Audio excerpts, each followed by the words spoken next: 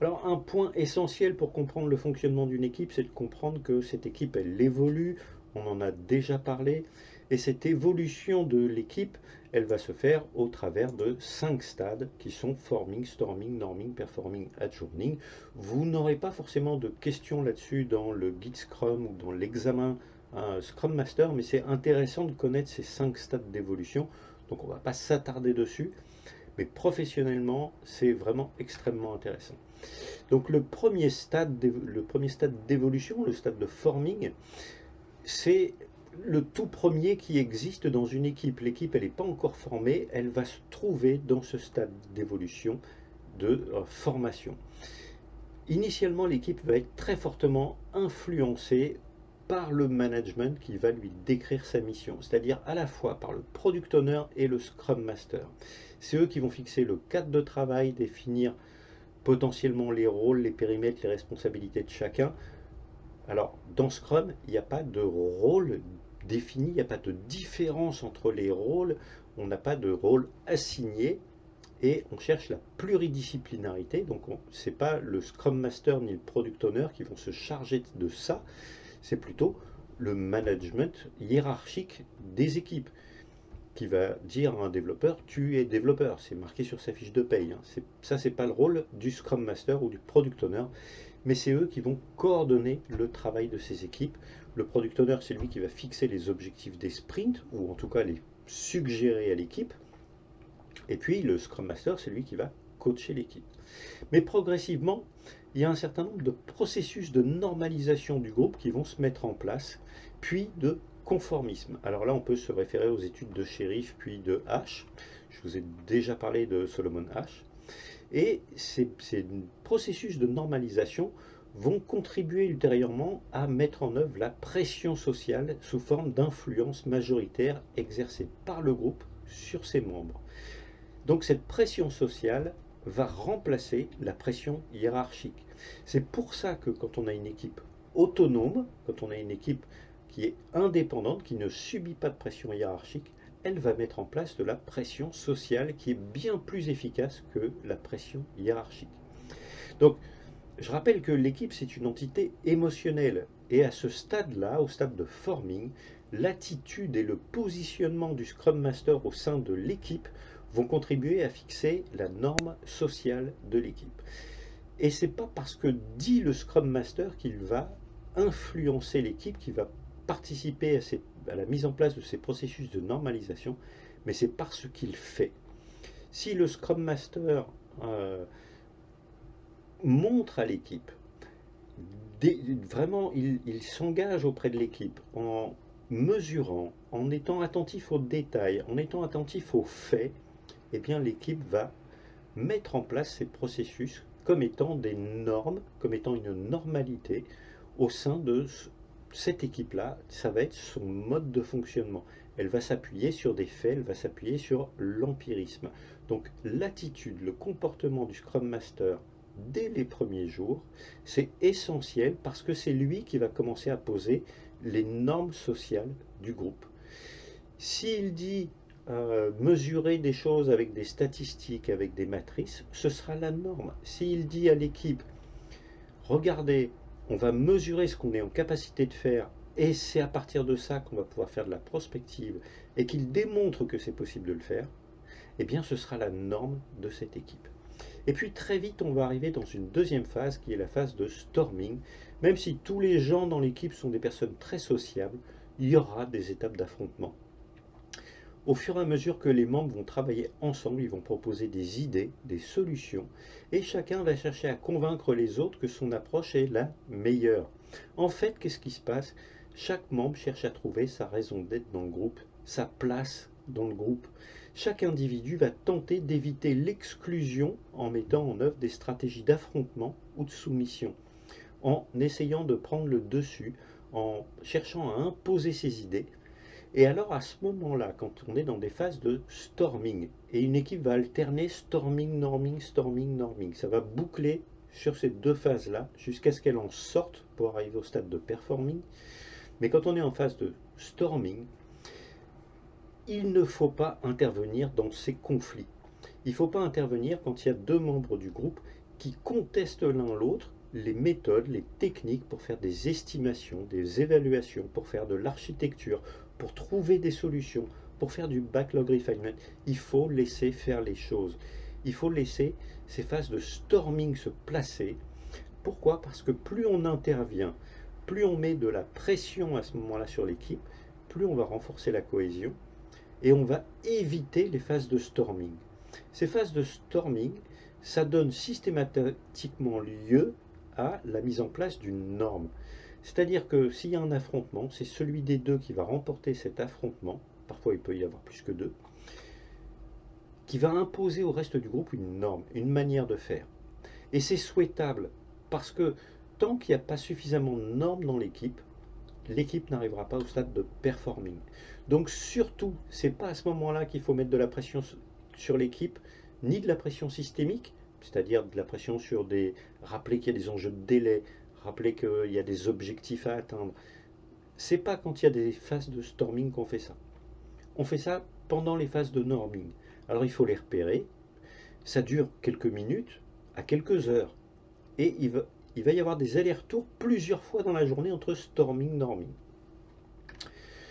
La phase de norming, eh bien en fait, c'est un moment où l'équipe va concevoir de manière inconsciente des codes, des règles que tous les membres vont appliquer tout au long de la durée de vie du groupe ou de l'équipe, potentiellement tout au long de la durée de vie du projet.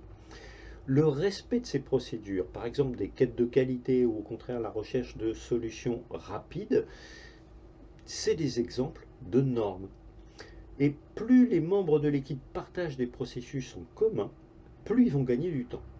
Alors le fait qu'il y ait des processus imposés dans Scrum, qu'il y ait des rituels comme le stand-up meeting, ça contribue à fixer des normes. Le fait que le Scrum Master conseille à l'équipe, indique à l'équipe, ben voilà, comment on fait un stand-up meeting, c'est quoi les bonnes pratiques, ça aide l'équipe à avoir un grand nombre de normes qu'ils partagent, un grand nombre de manières de faire qu'ils partagent.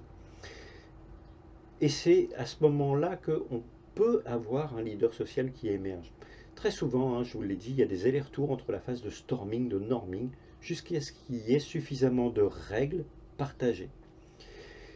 On va avoir un leader social qui émergera quand on aura suffisamment de normes en commun. Ce n'est pas son charisme, ce n'est pas ses aptitudes techniques, ce n'est pas son autorité qui va faire que c'est tel ou tel individu. Ce n'est pas le plus beau, ce n'est pas le plus gentil non plus, qui va faire en sorte que tel ou tel individu va devenir le leader du groupe. Mais c'est celui qui incarne le mieux la plus grande part de normes ou de valeurs de ce groupe. À partir de là, on aura un leader social. Ce leader social, il va empêcher le groupe de repasser sur des phases de storming. Il va permettre au groupe d'atteindre le stade de performing. Alors, quand on observe les comportements, on se rend compte que le leader social, c'est celui quand il commence à y avoir une controverse entre deux membres de l'équipe, c'est lui qui va dire, hop, stop, stop, on fait comme ça. Et paf, tout le monde, il n'y a plus de dispute, il n'y a plus de discorde, il n'y a plus même de rhétorique, tout le monde se calme et tout le monde obéit. Alors ça, le Scrum Master ne peut pas le faire. C'est que le leader social qui peut le faire. Alors, si le Scrum Master est en même temps leader social, tant mieux pour lui, mais ce n'est pas toujours le cas. Et c'est, à la limite, ça a assez peu d'importance qui est le leader social. Ce qui est important, c'est qu'il y en ait un, parce que c'est lui qui va amener tout le groupe à ce stade de performing. C'est à ce moment-là que l'équipe atteint sa pleine performance. Chacun a son domaine d'intervention. Il connaît les forces et les faiblesses des autres. Chaque personne va appliquer des processus maîtrisés par tout le monde. Toutes les équipes n'atteignent pas le stade de performing. Et quand on n'a pas de méthode partagée, quand on n'a pas de suffisamment de process partagés, quand on n'a pas suffisamment de normes partagées, la plupart des équipes vont rester entre les phases 2 et 3, c'est-à-dire storming, norming. Scrum étant prescriptif, ça permet d'atteindre plus rapidement le stade de performing. Respecter les événements de Scrum, c'est une manière de donner de la norme à une équipe.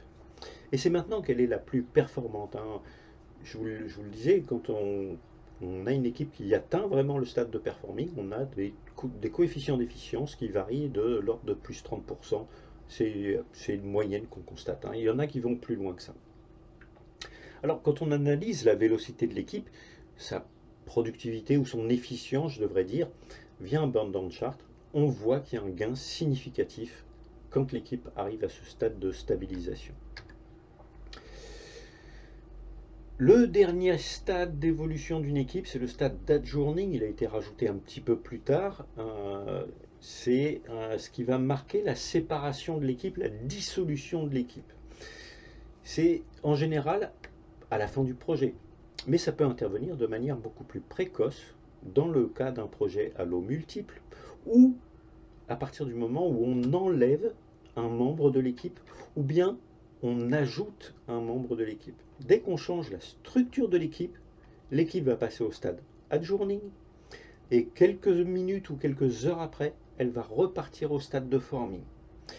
Si le nouveau collaborateur ne se positionne pas correctement, ne se soumet pas aux normes du groupe rapidement, mais qu'au contraire c'est une forte tête, on va rester très longtemps sur des phases de storming, norming, storming, norming.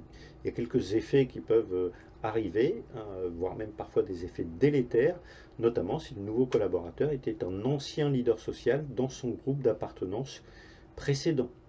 Là, on va avoir une lutte entre deux leaders sociaux. Tout ça, ça ne se voit pas quand on ne connaît pas. On se dit, bon, qu'est-ce qu'ils ont aujourd'hui? Ils sont énervés. Ils ne sont pas du tout énervés. C'est vraiment des luttes d'influence. C'est comme ça qu'est structuré un groupe, et un groupe a toujours besoin d'un leader. Ça explique notamment l'échec de Google sur sa politique zéro manager. Un groupe, une équipe a besoin de management. S'il n'y en a pas, elle va trouver un manager en son sein, elle va trouver en tout cas un leader, pas forcément un manager au sens quelqu'un qui fait de l'encadrement, mais un leader, et pour le coup, un leader social.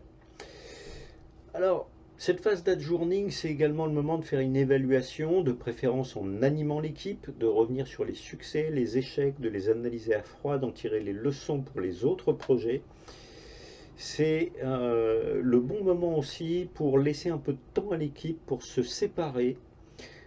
C'est ce qui va permettre à cette équipe de conserver des normes, d'ancrer un certain nombre de normes et de pouvoir repasser, quand ces membres-là vont arriver dans d'autres équipes, plus rapidement sur les cycles storming, norming, storming, norming.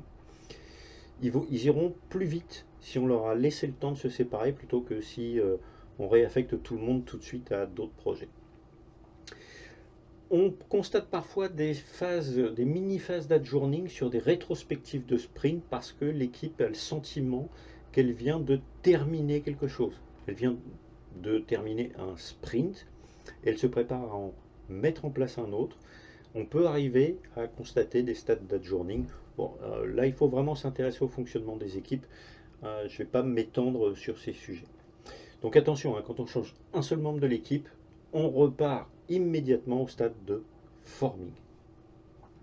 Voilà, c'est tout pour le fonctionnement des équipes. Vous n'aurez pas de questions là-dessus, mais c'était vraiment intéressant d'avoir ces éléments d'information pour pouvoir coacher efficacement une équipe.